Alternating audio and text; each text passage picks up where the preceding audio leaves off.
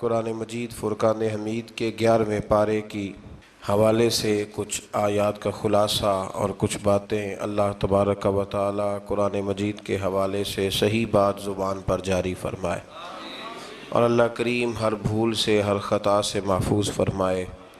اور یہ بھی دعا فرمائیں کہ رمضان کا جو دوسرا عشرہ آج شروع ہو رہا ہے، اللہ تبارک و تعالی اسے ہمارے لیے باعث خیر و برکت فرمائے۔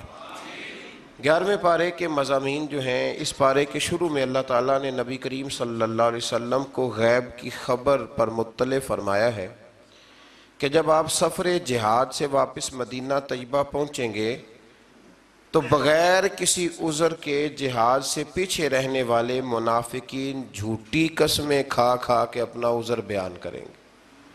کہا محبوب آپ جائیں گے نا تو جو منافق ہے نا وہ جھوٹی قسمیں کھائیں گے۔ اللہ تعالیٰ نے فرمایا کہ آپ ان سے کہہ دیں کہ بہانے بنانے کی ضرورت نہیں ہے، اللہ تعالیٰ ہمیں تمہارے حالات سے مطلع فرما دیا ہے۔ یہ واقعہ غزوہ تبوک سے پیچھے رہ جانے والوں کا ہے، جو لوگ غزوہ تبوک سے پیچھے رہ گئے تھے منافقین، ان کی بات ہو رہی۔ اللہ تعالیٰ نے فرمایا کہ آپ ان سے صرف نظر کریں، یہ ناپاک لوگ ہیں، محبوب آپ زیادہ توجہ ہی نہ دیں ان پر، اس لیے کہ ان کا ٹھکانہ جہنم ہے، آپ توجہ ہی نہ کریں، رہنے دیں۔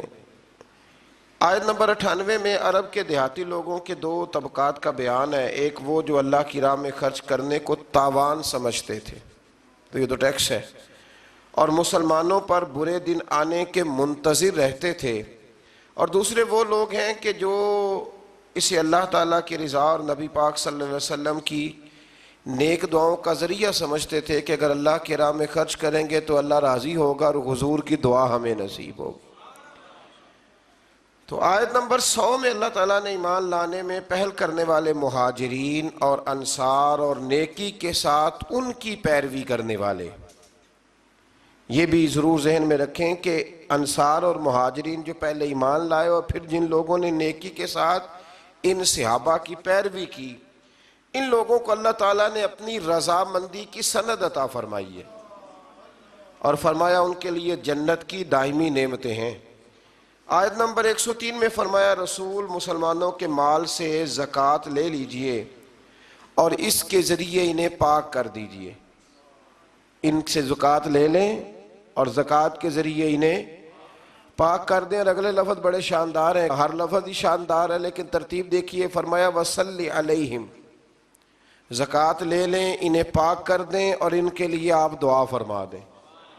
اللہ کہہ رہا ہے محبوب ان کے لیے اِنَّا صَلَاتَكَ، بے شک جو آپ کی دعا ہے ان کے لیے، فرمایا سَكَنٌ لَهُمْ، یہ آپ کی دعا ان کے دل کے سکون کا باعث بنے گی، آپ کی دعا ان کے لیے سکون کا، واللہ سمیع علیم، اور اللہ سننے والا بھی ہے اور جاننے والا بھی۔ آیت نمبر 107 میں مسجد درار کا ذکر ہے۔ منافقین نے نا مسجد قباء کے پاس ایک نئی مسجد بنا لی تھی، مسجد درار، اور نبی پاک صلی اللہ علیہ وسلم کی بارگاہ میں حاضر ہو کے عرض کرنے لگے یا رسول اللہ صلی اللہ علیہ وسلم تشریف لائیں اور ہماری مسجد کا افتتاح کر دیں۔ قرآن مجید پڑھ رہا ہوں، سورہ توبہ آیت نمبر 107۔ تو یہ جو لفظ میں اور آپ بول دیتے ہیں مسجد ہی ہے نا جی، مسجد ہی ہے نا، مولانا آپ مسجد سے روک رہے ہیں، مسجد ہی تو ہے۔ منافقین نے مسجد بنائی قرآن مجید کی سورہ توبہ کی 11ویں پارے کی آیت نمبر 107 میں۔ اصل میں ابو عامر ایک راہب تھا، وہ مدینہ منورہ کا منافق تھا، یہاں سے بھاگ کے مکے گیا، پھر اس نے جا کے ایک اور بادشاہ کے پاس پناہ لے لی، تو وہاں سے اس نے باقاعدہ خط لکھا مکے کے منافقین کو کہ اگر تم مسلمانوں کا کافر بن کے مقابلہ کرو گے تو تم نہیں کر سکتے، تم منافق بن کے مقابلہ کرو، اور اگر تم اپنے گھر کے اندر بیٹھ کے مسلمانوں کے خلاف میٹنگ کرو گے تو کامیابی نہیں ہوگی، تم ایک مسجد ہی بنا لو تاکہ لوگ سمجھے کہ ہے تو مسجد ہی ہے، تو مسجد ہی۔ انہوں نے مسجد بنائی، اور نبی کریم علیہ السلام جب تبوک کے سفر کے لیے جا رہے تھے تو آ کے عرض کرنے لگے حضور ایک دفعہ نماز پڑھ کے مسجد کا افتتاح کر دیں، تو حضور نے فرمایا میں واپس آؤں گا تمہیں بتاؤں گا کیا کرنا ہے۔ حضور واپس آئے تو پھر حاضر ہوئے، حضور افتتاح کر دیں، تو حضور نے فرمایا کرتے ہیں تمہاری مسجد کا افتتاح۔ حضور نے مولا علی شیر خدا رضی اللہ تعالیٰ عنہ اور کچھ اور صحابہ کی ڈیوٹی لگائی، کہا ذرا مسجد کا افتتاح تو کرو، گویا افتتاح تو کرو۔ وہ افتتاح کرنے گئے تو پہلے مسجد کو گرایا، پھر اس کی بنیادوں کو اکھیڑا، اور پھر اس کی بنیادوں کے اندر آگ جلائی، آگ جلائی۔ فرمایا یہ مسجد نہیں، یہ مسجد درار ہے، تفریق ڈالنے کے لیے بنائی گئی۔ قرآن مجید نے کہا، مسجد درار کا ذکر ہے، منافقین نے ابو عامر راہب کی سازش یہ مسجد بنائی تھی، اور حضور صلی اللہ علیہ وسلم کو اس میں نماز پڑھنے کی دعوت دی تاکہ یہ مستند ہو جائے، لیکن اللہ تعالیٰ نے نبی پاک صلی اللہ علیہ وسلم کو اس میں نماز پڑھنے سے منع فرمایا اور بتایا کہ اس مقصد کے مقاصد یہ ہیں۔ اللہ کریم نے 4 مقصد قرآن مجید میں اس مسجد کے بنانے کے بیان فرمائے۔ فرمایا 4 وجہ سے بنائی گئی۔ پہلا مقصد یہ مسلمانوں کو تکلیف دینے کے لیے بنائی گئی، اور دوسرا مقصد یہ کفر کرنے کے لیے بنائی گئی، اور تیسرا مقصد اہل ایمان کے درمیان تفرقہ ڈالنے کے لیے بنائی گئی، فرقہ واریت کے لیے، اور چوتھا مقصد اللہ اور اس کے رسول صلی اللہ علیہ وسلم سے جنگ کرنے والوں کے لیے سازشوں کا مرکز بنایا گیا۔ کچھ مسلمان بڑے پریشان ہیں آج کل بھی، وہ یہ کہتے ہیں کہ جناب ہر جگہ اذان ہے، ہر جگہ قرآن ہے، ہر جگہ نماز ہے، ہم کدھر جائیں، کس طرف جا کے توجہ کریں، کس طرف جا کے ہم سارا خیال کریں۔ آپ الحمد سے لے کر والناس تک سارا قرآن پڑھ لیں، نہ کسی منافق کو مسجد سے اختلاف تھا، نہ قرآن پاک سے اختلاف تھا، نہ کسی منافق کو نماز سے اختلاف تھا، نہ بیت اللہ سے اختلاف تھا۔ منافق کو اگر تکلیف تھی تو نبی پاک کی عظمت اور شان کی تکلیف تھی۔ قرآن مجید کے اندر تو آپ کو منافقین کا ذکر جو ہے وہ انفرادی طور پہ ملے گا، تو 28ویں پارے میں تو پوری سورت ہے سورہ منافقون۔ تو سورہ منافقون کا جب آپ مطالعہ کریں گے تو کھلی واضح آیات ملیں گی کہ جب منافقوں سے کہا جاتا تھا نا کہ نبی پاک کی بارگاہ میں آؤ، وہ سارے ہلا کے کہتے تھے سارے کام کرنے ہیں پر حضور کے پاس نہیں جانا۔ بلکہ عبداللہ بن ابی سلول سے جب کسی نے کہا کہ تو حضور کی تعظیم کیوں نہیں کرتا، تو یہ لفظ ہیں امام رازی نے لکھے، کہنے لگا تم نے کہا کہ ان کا کلمہ پڑھو، ہم نے پڑھ لیا، تم نے کہا کہ ان کے پیچھے نماز پڑھو تو ہم نے پڑھ لی، تو اب تم کہتے ہو ہم معاذ اللہ محمد ابن عبداللہ کی عبادت ہی شروع کر دیں۔ یعنی وہ تعظیم کو عبادت کا نام دیتے تھے۔ منافقین کا طریقہ ہے کہ حضور کی تعظیم کو عبادت کا نام دیتے ہیں، حالانکہ وہ عبادت نہیں، وہ تعظیم ہے۔ تعظیم اور ہوتی ہے اور عبادت اور ہوتی ہے۔ اللہ تعالیٰ نے نبی پاک صلی اللہ علیہ وسلم کو فرمایا کہ آپ واپسی کے سفر میں مسجد قباء میں قیام کریں، جس کی بنیاد تقوی پہ رکھی گئی ہے اور جس میں اللہ کے پسندیدہ بندے نماز پڑھتے ہیں۔ منفی مقاصد کے لیے بنائی ہوئی اس مسجد کے برابر وہ مسجد نہیں ہو سکتی۔ اس سے معلوم ہوا کہ بعض اوقات بظاہر نیک کام اگر منفی مقاصد کے لیے کیا جائے تو اللہ کے ہاں اس کی کوئی قبولیت نہیں ہے۔ آیت نمبر 111 میں فرمایا کہ اہل ایمان کا اللہ تعالیٰ سے سودا ہو گیا ہے۔ سودا کیا ہوا ہے؟ انہوں نے اپنے مال اور جان اللہ کے ہاتھ فروخت کر دیے ہیں، یعنی وہ سب کچھ اللہ کی رضا کے لیے قربان کرنے کو تیار ہے، اور اللہ تعالیٰ انہیں جنت عطا فرمائے گا۔ مال بھی دیں گے، جانیں بھی دیں گے۔ تو اللہ کیا دے گا؟ جان تو بڑی دور کی بات ہے، مال کوئی نہیں دیتے لوگ، یہ بڑا مشکل کام ہے۔ جنت تو چاہیے نا جی۔ اور نبی پاک علیہ السلام کے صحابہ جنت کی خواہش کرتے تھے، جنت کی دعا کرتے تھے۔ یہ سودا ہو گیا، اور سودا کرایا کس نے؟ میرے اور آپ کے پیارے حبیب صلی اللہ علیہ وسلم، حضور نے یہ سودا کرایا۔ آیت نمبر 112 میں اللہ تبارک و تعالیٰ نے نا اہل ایمان کی علامتیں بیان کی ہیں کہ مومن ہوتے کون ہیں۔ وہ ہمارا ایک مزاج ہے نا، مومنوں والا کام کوئی بھی نہ کرے، لیکن کسی کی یہ جرت نہیں کہ وہ ہمیں معاذ اللہ تعالیٰ تھوڑی دیر کے لیے بھی غیر مسلم کہہ دے، کہنا بھی نہیں چاہیے۔ لیکن اگر ہم اہل ایمان کہلاتے ہیں تو جو صفات اہل ایمان کی قرآن بیان کرتا ہے بغیر کسی تشریح اور تفسیر کے، وہ صفات تو ہمارے اندر ہونا چاہیے کہ نہیں ہونا چاہیے؟ اللہ تعالیٰ نے فرمایا مومن ہوتے کون ہیں، ان کی صفات بیان کی ہیں اسی سورہ کی آیت نمبر 112 کے اندر۔ فرمایا التائبون العابدون الحامدون السائحون الراکعون الساجدون الآمرون بالمعروف والنہون عن المنکر والحافظون لحدود اللہ، فرمایا مومن وہ ہیں جو توبہ کرنے والے ہیں، اللہ تبارک و تعالیٰ کی عبادت کرنے والے ہیں، حمد و ثنا کرنے والے ہیں، روزے رکھنے والے ہیں، رکوع کرنے والے ہیں، سجدہ کرنے والے ہیں، نیکی کا حکم دینے والے ہیں اور برائی سے منع کرنے والے ہیں اور اللہ کی حدود کی حفاظت کرنے والے ہیں۔ فرمایا وَبَشِّرِ الْمُؤْمِنِينَ، اے محبوب ان صفات والے مومنوں کو میری رحمت اور جنت کی خوشخبری عطا فرما دے۔ حکمران بھی فٹافٹ بول کے کہتے ہیں کہ آپ کو زیادہ مومن ہیں، ہم بھی تو مسلمان ہیں، تو بھئی اللہ تعالیٰ نے یہ ایمان کی صفات بیان کی ہیں کہ وہ نیکی کا حکم دیں گے، برائی سے منع کریں گے اور وہ اللہ کی حدود کی حفاظت کریں گے، پہرے داری کریں گے دین کی سرحدوں کی۔ تو اگر یہ صفات کسی میں بھی پائی جائیں گے تو پکا مومن ہے، لیکن صفت کوئی بھی نہ پائی جائے۔ حضرت مولا رومی رحمت اللہ تعالیٰ علیہ فرمایا کرتے تھے کہ درخت خالی اگے تو نہیں پتہ چلتا کہ درخت ہے، لیکن اگر اس پہ کنوں لگ جائے تو پتہ چلتا ہے کہ مالٹے کا درخت ہے۔ فرماتے ویسے نہیں پتہ چلتا کہ بیل کس چیز کی ہے، بیل کس چیز کی ہے ویسے پتہ نہیں چلتا، لیکن اگر اس کے اوپر کوئی پھل لگ جائے تو پتہ چل جاتا ہے کہ یہ کس چیز کی ہے۔ فرماتے بندہ دیکھ کے کیسے پتہ چلے گا کس مذہب کا ہے؟ اذان ہو جائے، مسجد میں جا کے جماعت سے شامل ہو جائے تو پتہ چلے گا محمد عربی کا کلمہ پڑھنے والا ہے، یہ رسول اللہ صلی اللہ علیہ وسلم کا غلام ہے۔ پتہ تو کاموں سے چلے گا نا، کہ خالی لیبل لگانے سے پتہ چلے گا۔ اللہ اہل ایمان جیسے کام کرنے کی توفیق عطا فرمائے۔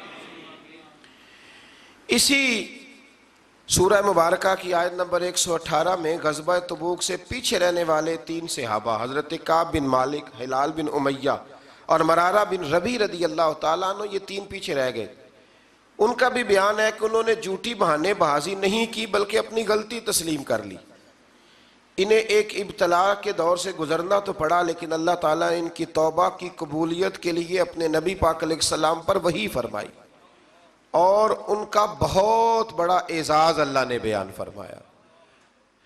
سچ بولنا مشکل ضرور ہوتا ہے، انسان آزمائش میں مبتلا ہو جاتا ہے۔ حضرت کعب بن مالک بھی فرماتے ہیں کہ منافقین نے بھی تبوک سے واپسی پر حضور سے جھوٹ بولے تو وہ بچ گئے۔ پہلے میرے دل میں بھی یہ وسوسہ آیا کہ میں بھی کہہ دوں، کوئی بہانہ کر دوں، پھر سوچا کس کے سامنے کروں؟ جسے اللہ تعالیٰ نے سینوں کا نور اور علم عطا فرمایا ہے، ہر چیز حضور جانتے ہیں۔ کہتے میں نے کہا نہیں سچ بولنا۔ حضور نے فرمایا کیوں نہیں گئے تھے؟ تو میں نے کہا حضور غلطی ہو گئی، بھول گیا تھا۔ فرماتے ہیں حضور ناراض ہو گئے، 50 دن حضور ناراض رہے، میری بیوی کو میکے بھیج دیا گیا۔ فرماتے ہیں کوئی شخص میرے ساتھ بات نہیں کرتا تھا، حتیٰ کہ میرا یہ حال تھا کہ میں مسجد شریف میں نماز کے لیے جاتا، جب میں حضور کو دیکھتا تو نبی پاک رخ پھیر لیتے، اور جب میں توجہ کرتا تو مجھے سمجھ آتی کہ اس وقت میرے رسول مجھے دیکھ رہے ہیں۔ ہمارے صوفیہ ترجمہ کرتے ہیں نا قرآن کا اور عشق کی ان داستانوں کا، میں ویکھاں تے میرا یار نہ ویکھے، چے بے نام ویکھاں تے ہو ویکھے تے ایڈے نصیب کتھوں تتڑی دے او میرے وچ ویکھن دے ویکھے، غلام فریدہ ابوے یار دے مریے، پامیں ویکھے یا نہ ویکھے۔ تو آپ فرماتے ہیں کہ بہت سارے لوگ مجھے یہ وسوسہ دیتے تھے کہ دیکھا نا تو نے سچ بول کے تو پھر کیا ملا؟ تو فرماتے ہیں پھر اللہ نے فضل کیا اور 50 دنوں کے بعد رب کریم نے میری توبہ کا اعلان قرآن میں فرمایا۔ فرمایا سچ بولا، وقتی طور پر آزمائش ہوئی، پر قیامت تک کے لیے میری توبہ کا ذکر اللہ نے قرآن مجید میں فرما دیا۔ اسی طرح سے آیت نمبر 122 میں بیان کیا گیا ہے کہ سارے مسلمان اپنے سارے مشاغل کو چھوڑ کر اپنے آپ کو دین کے لیے وقف نہیں کر سکتے۔ اللہ اس بات کو جانتا ہے کہ یہ وقف نہیں کر سکتے سارا کچھ چھوڑ کے، پس ضروری ہے کہ ہر علاقے اور طبقہ زندگی میں سے کچھ لوگ دین کی راہ میں نکلیں اور دین میں مہارت حاصل کریں تاکہ وہ اپنی قوم کو اللہ کے عذاب سے ڈرائیں۔ یعنی پورے معاشرے پر یہ کام فرض کفایہ ہے، یہ تبلیغ کرنا، واعظ کرنا، یہ فرض کفایہ ہے۔ کچھ لوگ بھی نکل آئیں گے تو سب کی طرف سے یہ فرض ادا ہو جائے گا۔ اب مزے کی بات یہ ہے کہ جو ہماری طرف سے فرض ادا کر رہا ہوتا ہے نا، وہ ہمیں اچھا نہیں لگ رہا ہوتا، وہ ہمیں، ہمارے وزیر کہتے ہیں کہ جناح کا پاکستان چاہیے کہ عالم کا پاکستان چاہیے؟ نہ جنا کا پاکستان، نہ کسی مولوی کا پاکستان. یہ پاکستان محمد عربی کا پاکستان ہے. ہاں، یہ رسول اللہ کے نام کی جاگیر ہے. تو کسی آدمی کو بھی کسی قسم کا بھی کوئی تماشا کرنے کی کوئی اجازت نہیں ہے. اگر سیکولر پاکستان ہی چاہیے تھا، وہ جنا کے پاکستان سے مراد یہ لیتے ہیں کہ سیکولر پاکستان جس کی بنیاد مذہب نہ ہو، تو پھر آپ کو علیحدہ ہونے کی کیا ضرورت تھی؟ پھر تو بہت بڑی سیکولر جمہوریت ہے ہندوستان کی، پھر آپ الگ کیوں ہوئے؟ کیا ضرورت تھی اتنے لوگوں کا خون بہانے کی؟ عجیب فلسفہ ہے، لوگ بیان کر دیتے ہیں اور سننے والے چپ کر کے سن لیتے ہیں. یہ قائد اعظم کے میں بڑی دفعہ حوالے دے چکا ہوں، جس کو ضرورت ہو وہ مجھ سے کتاب لے کے دیکھے. قائد اعظم پشاور یونیورسٹی میں تقریر کرنے کے لیے گئے تو بچوں نے پوچھا، پٹھانوں کے بچوں نے، کہ جناب دستور کیا ہوگا، منشور کیا ہوگا، پاکستان میں نافذ کیا کریں گے؟ تو کہنے لگے دستور منشور وہی ہے جو رسول اکرم نے بیان فرمایا ہے. پاکستان کے لیے نئے منشور کی ضرورت ہی کیا ہے؟ تو کہا کہ پاکستان بنے گا کب بنے گا؟ تو قائد اعظم نے کہا تھا کہ جس دن ہندوستان میں پہلے آدمی نے کلمہ پڑھا تھا، پاکستان اس دن بن گیا تھا. تو یہ عجیب فضولیات قسم کے لوگ ہیں اور کوئی ان کے منہ کو لگام دینے والا نہیں. اللہ تعالیٰ سمجھنے کی توفیق عطا فرمائے. آیت نمبر 124 میں اللہ تعالیٰ نے فرمایا کہ وحی ربانی نازل ہونے سے مخلص مومنوں کے ایمان کو تقویت ملتی ہے، اور جو منافق اور منکرین کے کفر اور نفاق کی بیماری ہے اس میں اضافہ ہوتا ہے.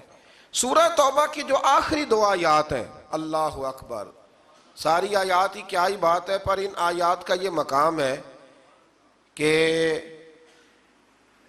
حضرت شیخ شبلی رحمت اللہ تعالیٰ علیہ کے بارے میں بعض بزرگوں نے لکھا ہے، یہ تواتر کے ساتھ بات ہے، بہت سارے مسالک کی کتابوں میں ہے، اور اس آیت کی تفسیر میں شاید سب سے شاندار بات یہ ہے. کچھ بزرگ کہتے ہیں کہ ہم نے خواب کیا دیکھا کہ نبی کریم علیہ السلام کی ہمیں زیارت نصیب ہوئی.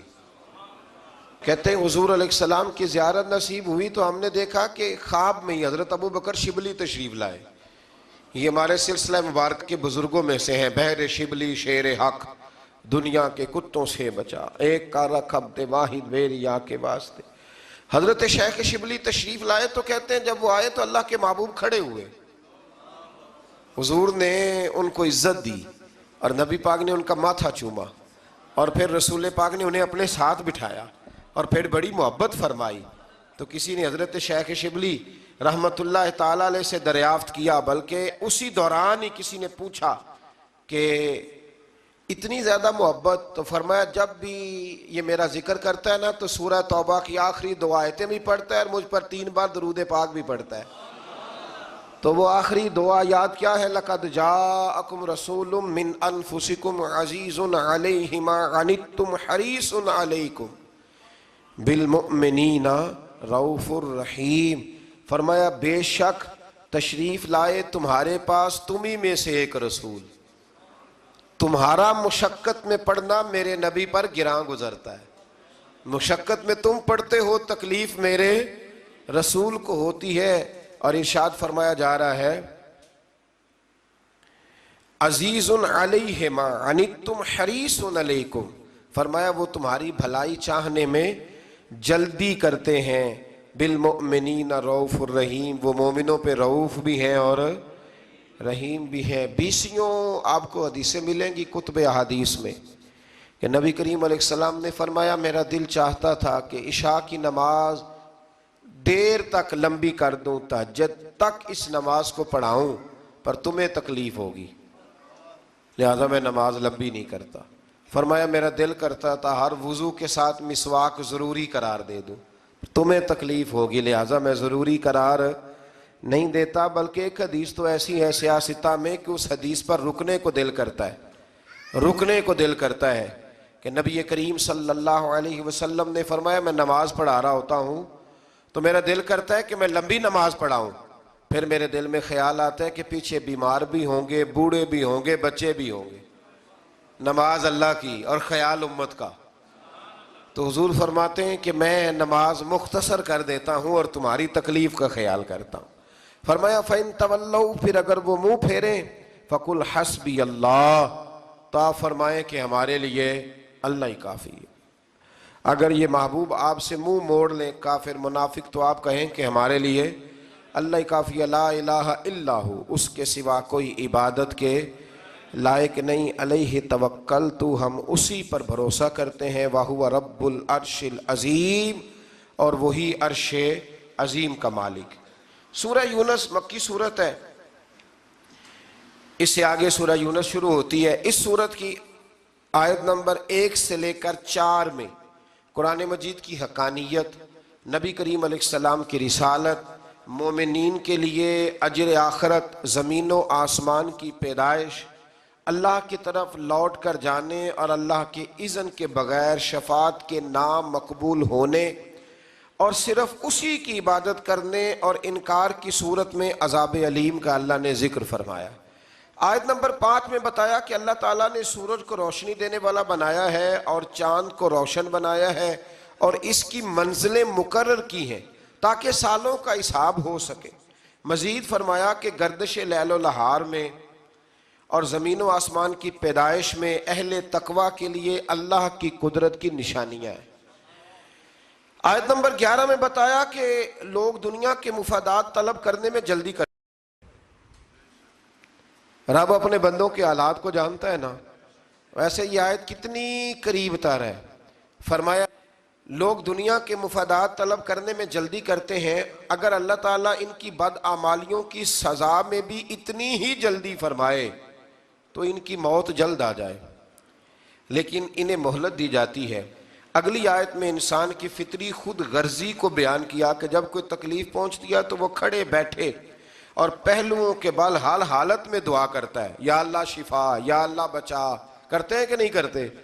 اور فرمایا لیکن جب مصیبت ٹل جاتی ہے تو رب کو فراموش کر دیتا ہے، یہ خود غرضی ہے۔ آیت نمبر 13 میں گزشتہ امتوں کے رسولوں پر ایمان نہ لانے اور ظلم کرنے کے سبب ان کے ہلاکت کا بیان فرمایا، اور یہ کہ اب ہم نے تم کو ان کے بعد زمین میں ان کا جانشین بنایا ہے تاکہ ہم ظاہر کریں کہ تم کیسے عمل کرتے ہو۔ اللہ نے پچھلی ساری قوموں کا ذکر فرما کے امت مسلمہ کو فرمایا کہ اب تم ان کے جانشین بن کے آئے ہو، پتہ چلے گا تم کیسے عمل کرتے ہو۔ آیت نمبر 15 میں بتایا کہ منکرین آخرت کے سامنے جب آیات قرآنی کی تلاوت کی جاتی ہے تو وہ کہتے ہیں کہ آپ اس کے علاوہ کوئی اور قرآن لے آئیں، اللہ اکبر، یا اس کو تبدیل کر دیں۔ تو اللہ تعالیٰ نے فرمایا کہ اے رسول صلی اللہ تعالی علیہ وسلم آپ ان سے کہہ دیں کہ مجھے اپنی طرف سے اس میں تبدیلی کا اختیار نہیں ہے، میں تو صرف وحی ربانی کی پیروی کرتا ہوں۔ رسول اللہ صلی اللہ علیہ وسلم نے فرمایا میں نے تمہارے درمیان اپنی عمر کا بڑا حصہ گزارا ہے، فَقَدْ لَبِثْتُ فِيكُمْ عُمَرًا مِّن قَبْلِهِ أَفَلَا تَعْقِلُونَ، میں نے تمہارے درمیان عمر کا بڑا حصہ گزارا ہے، کیا تم سمجھتے نہیں؟ یعنی اس 40 سالہ زندگی میں تم نے میرے قول و قرار میں، کردار میں کوئی جھول یا کوئی نقص دیکھا ہے تو بتاؤ۔ فرمایا میں قرآن اپنی طرف سے نہیں لاتا کہ تبدیلی کر لوں، یہ میرے رب کی طرف سے آیا ہے۔ اللہ کی باتیں، اللہ کے طریقے تبدیل نہیں ہوتے۔ آیت نمبر 18 میں فرمایا کہ مشرک اللہ کو چھوڑ کر ایسے باطل معبودوں کو پوجتے ہیں جو انہیں نفع نقصان پہنچانے کی طاقت نہیں رکھتے، اور وہ کہتے ہیں کہ یہ اللہ کے پاس ہماری سفارش کرنے والے۔ یہاں یہ امر پیش نظر رہے کہ مشرکوں کے بت اور تمام معبودان باطلہ من دون اللہ ہیں، جبکہ رسول اللہ صلی اللہ علیہ وسلم، انبیاء کرام اور اللہ تعالیٰ کے مقرب بندے اللہ کے اذن سے اس کی بارگاہ میں شفاعت کریں گے۔ من دون اللہ وہ ہیں جو اللہ کے علاوہ ہیں، یہ من دون اللہ نہیں، یہ تو رسول اللہ ہے، یہ من دون اللہ نہیں، یہ تو اولیاء اللہ ہے۔ اولیاء اللہ کا کیا معنی ہے؟ اللہ کے دوست، من دون اللہ نہیں۔ لوگ کہتے ہیں یہاں ولی کوئی کام نہیں آ سکتے، ولی تو قیامت میں بھی کام آئیں گے۔ آپ کو درجنوں حدیثیں ملیں گی، حضور نے فرمایا قیامت کے دن سب سے پہلے انبیاء اللہ کی بارگاہ میں سفارش کریں گے، پھر شہداء کریں گے اور پھر علماء کریں گے۔ اللہ تو ایک حافظ قرآن کی سفارش کی برکت سے 10 لوگوں کو جنت عطا فرما دے گا۔ آگے سورہ یونس کی آیت نمبر 22 میں اللہ تعالیٰ نے اپنی مختلف نعمتوں کا ذکر فرمایا، جس میں دریاؤں میں بادبانی، کشتیوں کا چلنا اور بارش سے انسانوں اور جانوروں کی خوراک کے لیے پودوں اور سبزوں کا اگنا شامل ہے، لیکن انسانوں کی فطرت یہ ہے کہ طوفان کے گرداب میں پھنس جائے تو آخری سہارے کے طور پر اللہ کو پکارتا ہے، اور جب مصیبت ٹال جاتی ہے تو اللہ تعالیٰ کی نافرمانی شروع کر دیتا ہے۔ اللہ تعالیٰ نے فرمایا ایسا بھی ہوتا ہے کہ کبھی تیار فصل اچانک کسی آفت کے نتیجے میں تباہ و برباد ہو جاتی ہے، حالانکہ انسان سمجھتا ہے کہ اب یہ میرے قبضہ و قدرت میں ہے، لیکن حکم صرف اللہ کا ہی چلتا ہے۔ رب فرماتا ہے بالکل تیار کر کے نا، بالکل او جبار کہار کا آوے مت روڑ دیوی دودھ کڑیا، بالکل تیار کر کے نا، تیار کر کے۔ آپ نے دیکھے نا بھینس کو پالا کس لیے کہ دودھ ملے گا، چارہ کس لیے ڈالا کہ دودھ ملے گا، صبح گئے اس کو چارہ ڈالنے کس لیے کہ دودھ ملے گا، پھر محنت کر کے دودھ دھویا اور پھر گھر تک آ گیا، لیکن وہ جبار کہار کا آوے متے روڑ دیوی دودھ کڑیا، پینے دے نہ پینے دے یہ اس کے قبضہ ہو قدرت میں۔ آیت نمبر 26 میں بتایا کہ قیامت کے روز نیک اعمال کرنے والوں کو بہترین جزا ملے گی اور برائی کا ارتکاب کرنے والوں کے چہرے سیاہ ہو جائیں گے معاذ اللہ۔ آیت نمبر 28 میں قیامت کے دن مشرکین اور ان کے معبودوں کے درمیان پھوٹ پڑنے اور معبودوں کو ان کی عبادت سے بے خبری کا ذکر فرمایا گیا۔ آیت نمبر 31 میں بتایا کہ اگر ان مشرکوں سے پوچھا جائے کہ زمین و آسمان سے روزی کون عطا کرتا ہے، حیات و موت کس کے قبضہ و قدرت میں، اور نظام کائنات کو کون چلاتا ہے، تو کہیں گے اللہ، لیکن براہ راست پھر بھی راہ راست سے بھٹک جاتے ہیں۔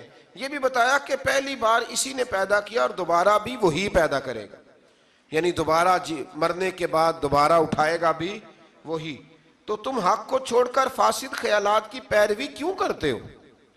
لوگ بالکل سچی بات چھوڑ کے وسوسے کے پیچھے لگ جاتے ہیں۔ قرآن کی حقانیت کے حوالے سے بھی ایک بار پھر منکرین کو چیلنج کیا کہ اگر تمہارے نزدیک یہ اللہ کا کلام نہیں تو اس جیسی ایک صورت بنا لاؤ۔ ان آیات میں بار بار اللہ تعالیٰ کی قدرت اور آخرت کے بارے میں متنبہ کیا گیا ہے۔ اللہ تعالیٰ نے رسول اللہ صلی اللہ علیہ وسلم کو فرمایا کہ آپ ان سے کہہ دیں کہ تم لوگ جو مطالبہ کرتے ہو نا عذاب کا، تو اللہ تمہاری جلد بازی کی وجہ سے اپنے فیصلے نہیں بدلتا۔ میں اپنی ذات کے لیے ذاتی طور پر نفع نقصان کا اختیار نہیں رکھتا مگر اسی کا جو اللہ چاہے۔ ہر امت کے لیے ایک وقت مقرر ہے، اور جب وہ وقت مقرر آ جائے گا تو ایک گھڑی کی تقدیم اور تاخیر نہیں ہو سکتی۔ اور فرمایا کیا تم لوگ ایمان لانے کے لیے عذاب الہی کا انتظار کر رہے ہو کہ پہلے تمہیں عذاب دکھایا جائے کہ نہ مانو گے تو سزا ملے گی پھر ایمان لاؤ گے؟ اللہ اکبر۔ تو فرمایا اس وقت پھر تمہارا ایمان لانا مقبول نہیں ہوگا، اور عذاب الہی کو کوئی دھمکی نہیں بلکہ حقیقت ہے۔ اور آخرت کی مشکل گھڑی کی طرف متوجہ کرتے ہوئے فرمایا جس شخص نے اپنے اوپر بد اعمالیوں کی وجہ سے ظلم کر رکھا ہے تو قیامت کے دن اگر ساری دولت اس کے قبضے میں آ جائے اور اس کو اپنے گناہوں کے فدیے کے طور پر دینے کے لیے تیار ہو جائے گا، لیکن وہاں یہ دنیاوی مال و دولت اس کے کسی کام نہیں آئے گا۔ آیت نمبر 41 تا 44 میں فرمایا کہ ان میں سے بعض لوگ اپنے کو سنتے ہیں اور بعض دیکھتے ہیں، لیکن دل کے کانوں سے نہیں سنتے اور نہ دل کی آنکھوں سے دیکھتے ہیں، ان کا دیکھنا سننا بے فائدہ ہے۔ آیت نمبر 45 میں فرمایا کہ قیامت کے دن کفار یہ گمان کریں گے کہ وہ دنیا میں صرف دن کی ایک گھڑی بھر رہے ہوتے، لمبا وقت انہیں رہنے کا موقع۔ یہاں لوگ یہ دعا کرتے ہیں کہ یہاں سے جانا نہ پڑے، اور وہاں جا کے کیا کہیں گے کہ کاش ہم ایک گھڑی بھر کے لیے دنیا میں آئے ہوتے۔ اللہ تعالیٰ ہمیں یہاں اچھے عمل کرنے کی توفیق عطا فرمائے۔ آیت نمبر 58 میں فرمایا کہ اللہ کے فضل اور اس کی رحمت ملنے پر خوشی منایا کرو۔ قل بفضل اللہ وبرحمتہ فبذلک فلیفرحوا، جب اللہ کا فضل اور اس کی رحمت ملے تو خوشی مناؤ۔ بعض اہل علم نے سرکار دو عالم صلی اللہ علیہ وسلم کی پیدائش پر خوشی منانے کا اسی آیت سے استدلال کیا۔ آیت نمبر 59 میں کفار کے حلال و حرام کے خود ساختہ فیصلوں کو اللہ کی طرف منسوب کرنے کی مذمت کی گئی ہے۔ اس کے بعد اللہ تعالیٰ کے علم کے متعلق غلط فہمی میں مبتلا لوگوں کو غلط فہمی کا ازالہ کرتے ہوئے فرمایا کہ تمہارا کوئی عمل اور زمین و آسمان میں کوئی ذرہ یا اس سے چھوٹی یا بڑی چیز اللہ کے علم سے باہر یا پوشیدہ، کوئی چیز پوشیدہ. یہ مسلمان کا اگر نظریہ پک جائے نا کہ ہر چیز اللہ کی نظر میں ہے تو پھر کیمرے لگانے کی کوئی ضرورت نہیں ہے، پھر سڑکوں پر ہمیں پولیس والے کھڑے کرنے کی کوئی ضرورت اگر یہ بن جائے نظریہ. آیت میں اولیاء اللہ کی شان بیان کی، فرمایا الا ان اولیاء اللہ لا خوف علیہم ولا هم یحزنون.